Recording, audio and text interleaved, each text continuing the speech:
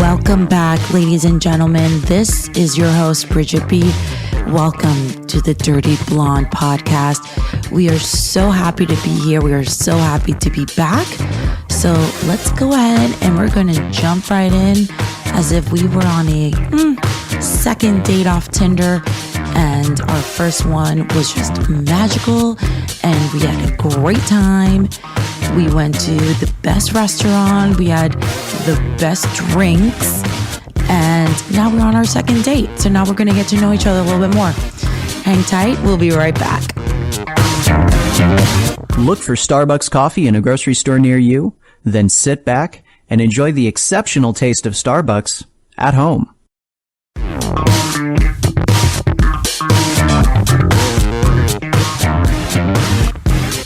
Summer was a wonderful time. It was warm. It was hot. Got to travel all around. Got to visit so many new clubs. For my features, if you follow on Instagram, you could see where those cities were. Shout out to Hustler.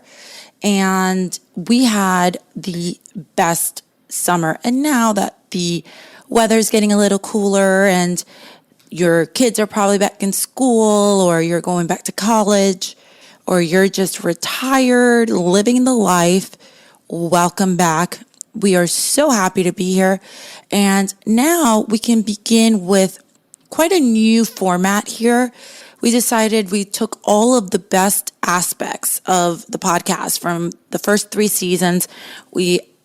To mash them together to see what happens here. And like you know me probably from social media, I am not a dainty flower. I say what's on my mind. I don't really give quite a fuck. And on top of that, I try and remain very ladylike while I do it. So here's hoping, wish me luck. So for what we're going to do is we're going to take our first part here and I am going to share with you what were my best of the week. I, much like you, much like your next door neighbor, probably much like your partner, like your wife, like your husband, like your boyfriend, like your girlfriend, we love our shows. We are Netflixing, we are Huluing, and now we are Peacocking, which by the way, Peacock is the best because for someone like me who loves to watch everything that is Real Housewives related, I am just living my damn best life. So Peacock, I am obsessed with. Shout out to all the Real Housewives. And I am going to take into account that not everyone has the same taste. That's why this is my show. So I'm going to give you guys what my best shows of the week were. And hopefully either you can tune into it and check it out. It is not sponsored, but I think it's something that is beneficial because what's going on in this brain of mine, sometimes you just have to let it out. And I have a feeling that there's many of you who share in the same thoughts, who share in the same mantras as I do. So if I like something, you might like something. For this week, I am giving 2 very sexy thumbs up to Joe Coy and Theo Vaughn for their comedy specials on Netflix. Yes, ladies and gentlemen, if you haven't seen it, get into it. I love good comedy, as I'm sure most of you do. And if you don't, probably British. No, just my British have very dry sense of humor. I love them all. However, it's a little dry. It can be a little dark sometimes. But these 2 really nailed it. I was really happy to see that they gave some of their perspective on what has happened in the last 2 or 3 years without holding back, but still keeping it appropriately entertaining. In terms of you do have to satisfy the masses, especially if it's something like Netflix. And although Joe Coy said that he bought out the rights for his first show a couple of years ago through Netflix because they wanted him to not do certain types of jokes or they wanted him to not do a certain accent, one of those 2. So he took it upon himself and he produced it on his own dime. There was so much respect when I heard about that.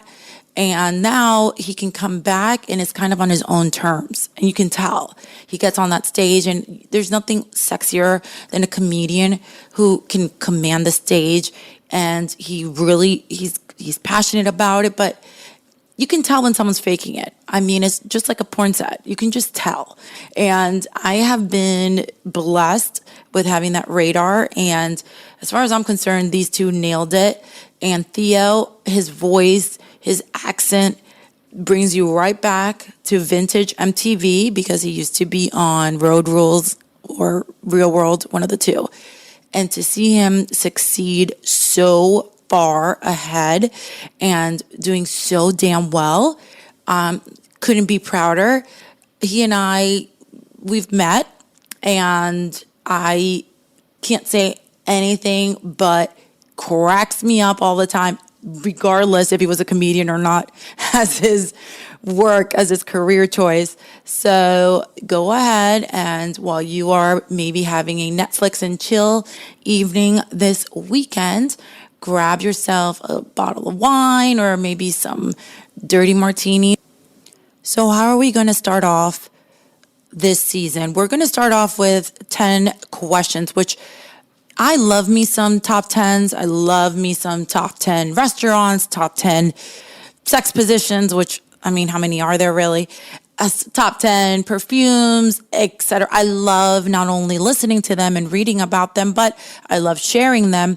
And there is no better way to start the season than the top questions that I have gotten just recently as yesterday, because if you were following at Dirty Blonde on Instagram, you will see the call to action, which is, it was to ask away and ask questions, whatever it is that's on your pretty little mind.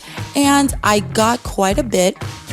I got the usual dumbass ones. I got the more, and I got so many that I just kind of categorized them, and I did like the top 2 of the personal questions, the top 2 of industry questions, just to give you a little bit of everything, very much like what this season is going to be all about. So let's start off with question 10.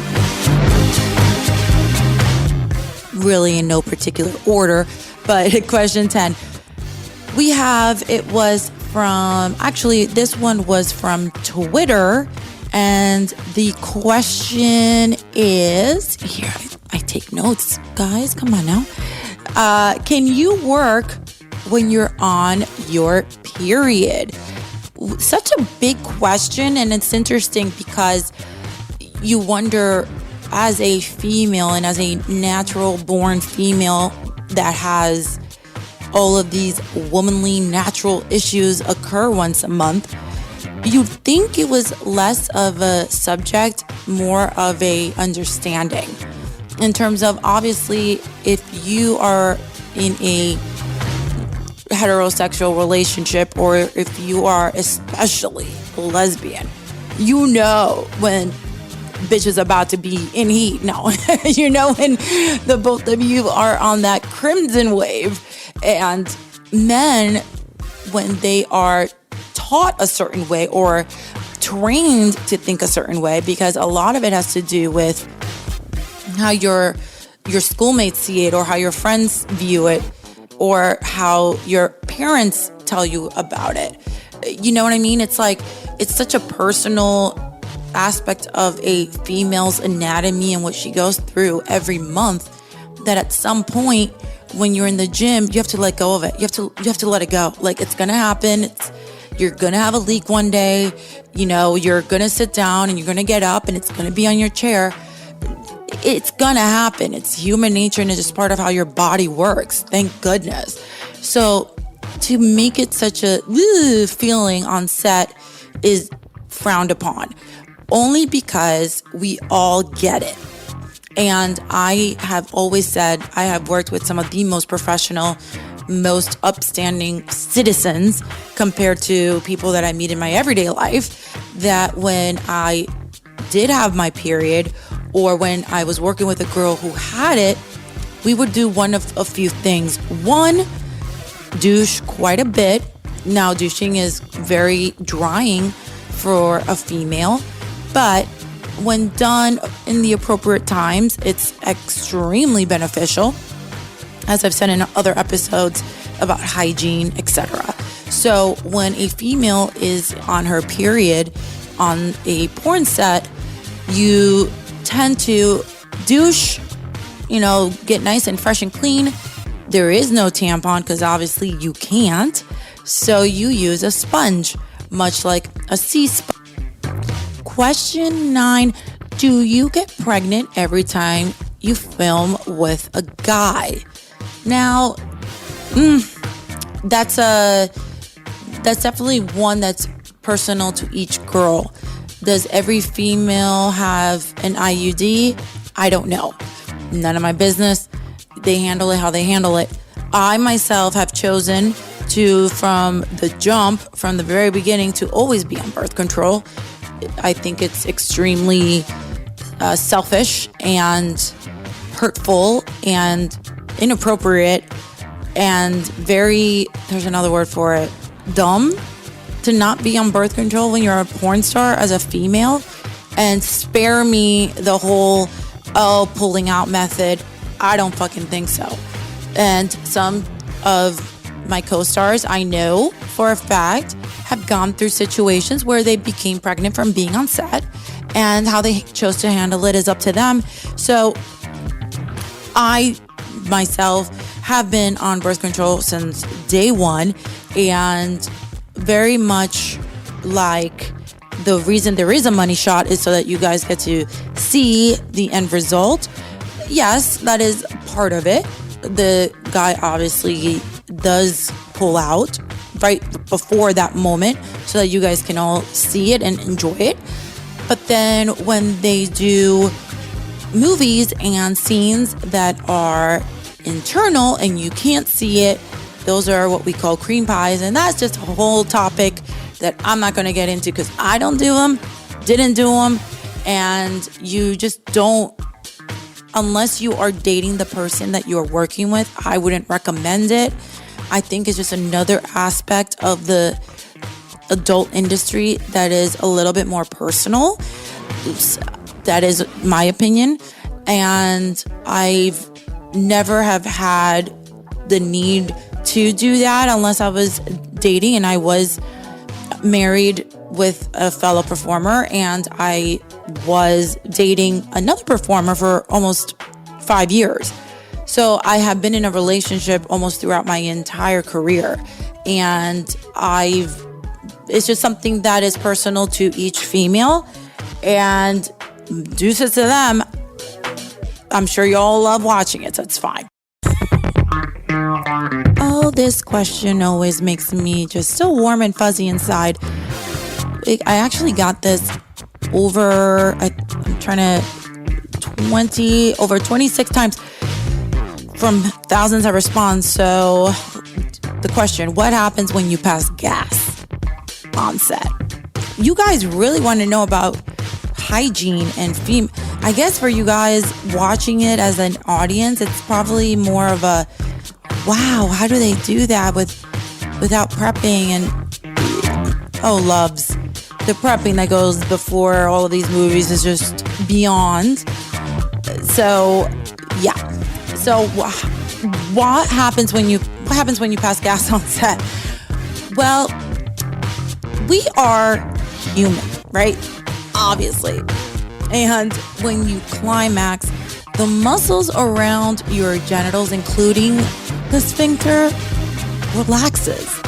So therefore, it's not unusual for a little gas to escape every now and then, which you all lovingly call it queefing, which that is in the vaginal area. However, I've been there and I've heard it.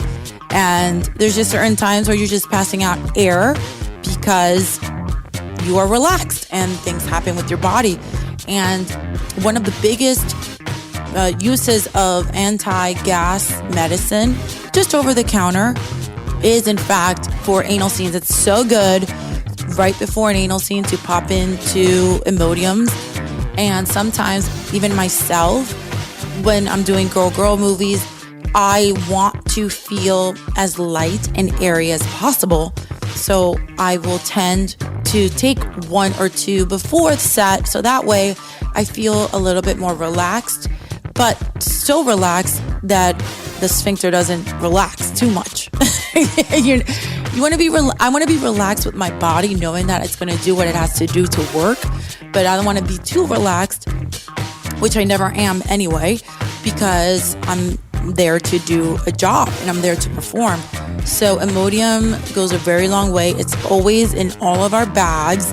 And for the most part, especially when you are in a certain echelon of the industry and you are known to come to work prepared with all your essentials as a performer, which is what makes you stand out as a responsible and successful performer, that is definitely a part of your regime. Next question. Are you friends with coworkers? Do you just not work with people you don't like? I am a friendly person. I'm also a royal bitch. I also know my worth, and I also don't give a fuck. So when you put all of that and you put it together and you stir the pot, just kidding, and you just stir it all together like little ingredients, it creates Bridget B. And that's one of the things I've always been the most consistent with. I don't like you for you. I will not disrespect you, but I also don't have to be in your environment as much as you don't have to be in mine. However, I am more than capable of being on a set with someone that I don't like and keeping it extremely professional until I get rubbed the wrong way, or I'm on my period, or I feel that I need to say something that is so important that it can't wait until we get out into AKA the real world. Again, whatever that means. Next question. What mistakes do I feel that I made earlier in my career? This is such a good one, because if there is one thing that I would have done differently, and I'm going to take that as a mistake that I made, was that I gave too much a fuck about what others thought. What I should have done is from the very beginning, done whatever it is I wanted to, not caring about anyone but yourself. And that is just as selfish as you have to be when it comes to a career that is as off for most people as this one, because you're already fucked. You're already damned if you do, damned if you don't. So if there is anything that you would have wanted to do, and I'm sure this goes for so many other aspects of life, no one cares. At the end of the day, as long as you can go to bed with your head, cozy on the pillow and hold your head up high, other people's opinions shouldn't matter. And especially when you know that, you're an internally good person, yada, yada, yada. So being an adult entertainer and caring about other people's opinions, you're already doomed. So I would have not cared and done certain things that I really wanted to do. And we'll get into that at another episode with a very special guest, because it relates a lot to why I feel that way with her. Remember from the beginning when I made the comment about people saying the usual, all you do is suck dick, and what other skills could you possibly need to be a porn star? None. Really, you don't. All you need is to know how to suck dick, or, missionary, or do a good doggy. Yeah, sure. But to be a successful adult entertainer, you need to have your work ethic on point, because there are 20 million people right behind you willing to do the same thing, as we all know now because of OnlyFans. Your next door neighbor is already doing it. So, and most people are having to really make sense of, they have no idea. No one knows what's going to happen in 5, 6, 10 years when you write on your resume that you were an OnlyFans model. But that's another story. So the skills that not only a creator of OnlyFans has to have, and not only someone as myself who's been an actor in this genre of entertainment, it's just the basics. Basic human skills, basic social skills, basic office skills. You need to know how to type up a script. You need to know how to, in case you want to become a director, in case you're producing something. You need to know how to do your own makeup in case there's not a makeup artist. You need to know about douches. You need to know, because no one's going to be on set doing it for you. You need to know what it is that you need for your anal scenes. You need to know what looks good on you, what looks good for your body. You need to know if you are allergic to latex, to silicone. You need to know what time your call time is so that you can beat traffic so you're not late, taking up the time of location, because now director is going to have to pay extra money because you're late. All of these aspects, which are very basic work skills, are needed. Sure, coming on set thinking you're the shit is because you suck dick is great and all, but without skills, you do not become successful. You just become another girl or another guy that tried it for a few times and now wants to consider themselves a porn star. Oh, like someone like Mia Khalifa. You know what I mean? Yes, that name, which I vowed not to bring her name up again. But now we have Lana Rhoades, and it's just a whole nother set of issues that we're going to go into another time. I can't with these people. I just can't. How do these people get platforms is beyond me. But anyway, so that is definitely a huge aspect of it all. And I am always open to answering questions as honestly as I know them to be true, because that's all I can is just tell you my experiences. And I've said in many other episodes that what my experiences has been in the adult industry has far surpassed what others have probably come across. And that's why I'm so adult positive. While other girls might have experienced something different and now they are adult negative, such as Lana Rhoades. So here I am trying to bridge that gap and give you the honesty in a positive light, because that's all I know. Another good question that was given was, what's more valuable, looking good or having sex skills? You can't have one without the other. Yes, you do look good. That is great and valuable for your on-set personality and your brand. But without dick-sucking skills, you're not going to get anywhere, and you're not going to get anywhere far, and you won't get anywhere fast enough. That's really the key. What happens is, like with the last question about the skills needed that most people take for granted in terms of what is needed to be a successful performer, skills such as knowing what looks good on your body, knowing how your body moves, knowing how your tits look in front of the camera, that if I bend over this way, they're going to look like they are 80 years old. So having a pretty face and a banging body is awesome. Having a sexy hair, all this is great, good assets. But the basics of a good ass, the basics of a good pair of tits, the basics of a good body, the age-old beauty is in the eye of the beholder. So what I think looks good on a model, what I think looks good on a female performer, doesn't necessarily rock the boat for another viewer. And that is what is one of the most beautiful things about the industry, is that there's something for everyone. So females and males who want to get into the industry, who don't feel that they have good looking this, good looking that, but have a passion for being entrepreneurs, for being good people to work with, for being responsible with your body in terms of getting tested, because you can't work without getting an HIV test, etc. And for not fucking everything that walks without a condom on because you know you have to be on set the next day. Those are certain aspects of a performer that I look for versus someone with pretty teeth. Because my health is a lot more important, and fuck it, if I look better than she does, even better. What is a typical work day for a porn star? It depends. I can't answer that better enough than that. Does that? Yeah. I can't answer it any more specific than that, because If your day is a gonzo movie, if your day is a full feature, if you are shooting your own content, if you're shooting with a girl, if you're shooting with a guy, if you're shooting an orgy, if you're shooting 20 hours away, or if you're shooting next door and you have to go and count in traffic. So a typical workday is basic in the fact that I am prepared the night before. I pack my work bag, which is my luggage. If they don't have the bra or the lingerie, and I'm bringing in my own costume, quote unquote, all that good stuff, my shoes.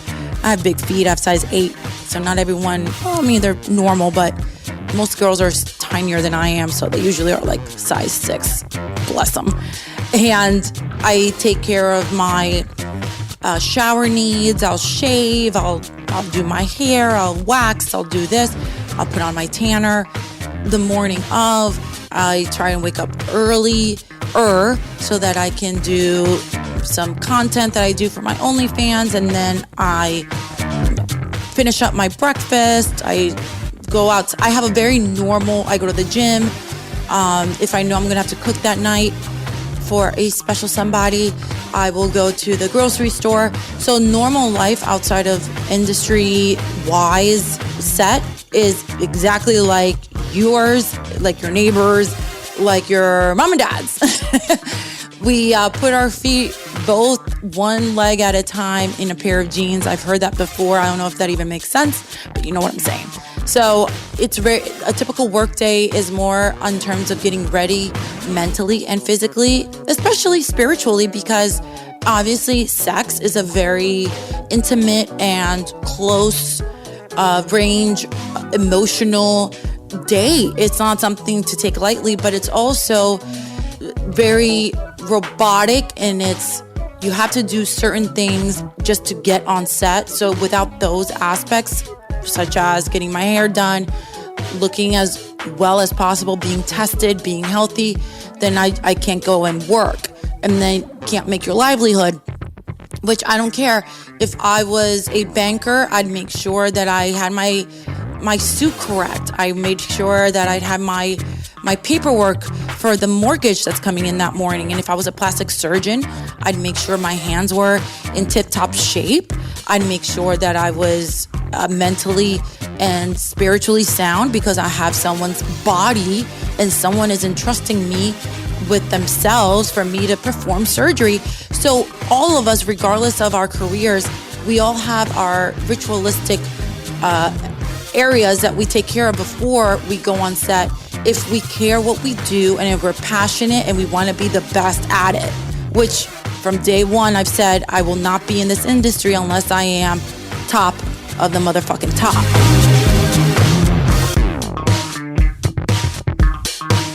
Great question, by the way, and you guys saw a lot of my Marilyn Monroe on Instagram in the last couple of weeks.